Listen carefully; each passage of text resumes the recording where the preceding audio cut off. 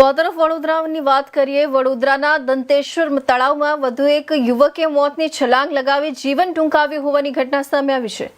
પાણીગેટના યુવકે અગમ્ય કારણોસર આપઘાત કર્યો હોવાની પ્રાથમિક માહિતી છે। પોલીસે મૃતદેહ બહાર કાઢી પોસ્ટમોર્ટમ માટે ખસેડ્યો છે અને આપઘાત પાછળનું કારણ જાણવા તપાસ શરૂ કરી છે। સ્થાનિકોના જણાવ્યા મુજબ યુવક ગત રાત્રે તળાવ બહાર બેઠેલો જોવા મળ્યો હતો।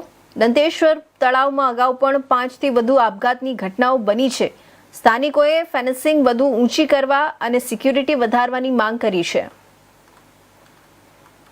બોલો શું ઘટના ઘડી છે અહીંયા? આ દંતેશ્વર વિસ્તાર છે। હા, વોર્ડ 17 લાગે છે। આ ઓકે। વોર્ડ 17ના કોઈ બી કાઉન્સિલર કે કોઈ કાર્યકર્તાઓ અહીંયા કોઈ જોવા આવતા નથી કે કોઈ સરકારી અધિકારીઓ બી જોવા નથી આવતા।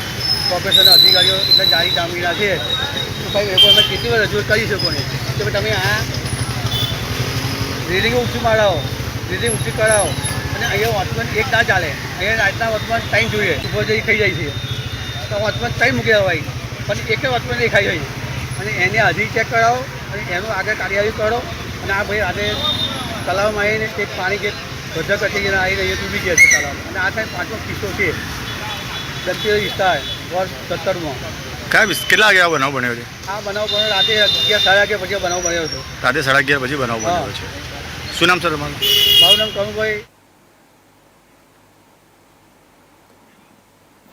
તો વાત કરીએ